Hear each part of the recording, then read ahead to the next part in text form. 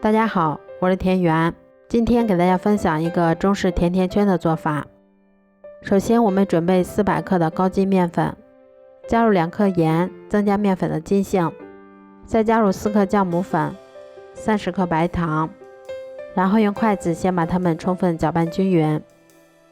接着我们先打入2颗鸡蛋，鸡蛋的重量大约是100克，再加入120毫升温牛奶，然后用筷子先把它们搅拌成这种面絮状，再加入30毫升的食用油，然后下手把它们揉成像这样偏软一些光滑的面团，再盖上保鲜膜，让它醒发至2倍大。像这样体积明显变大，用手指伸进去不回缩就已经醒发好啦。接着我们把它移到面板上，先揉一揉，排出里面的空气，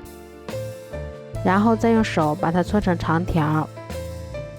再用刀把它切成大小均匀的小剂子。我们取一个小剂子，先把它揉得细腻光滑一些，然后再用手把它轻轻地搓圆，然后再把它轻轻地按扁成小饼的形状。都做好后，给它盖上保鲜膜，让它2次醒发30分钟。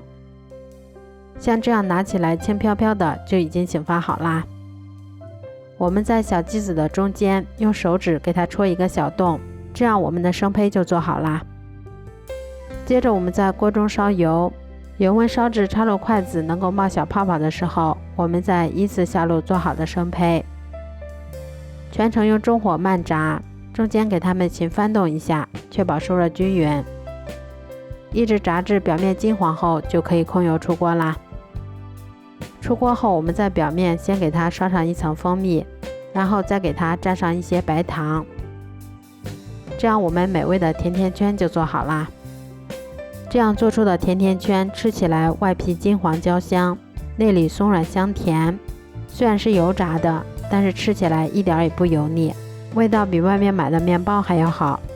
如果喜欢的话就试试吧，喜欢我的视频就关注我吧，谢谢您的支持。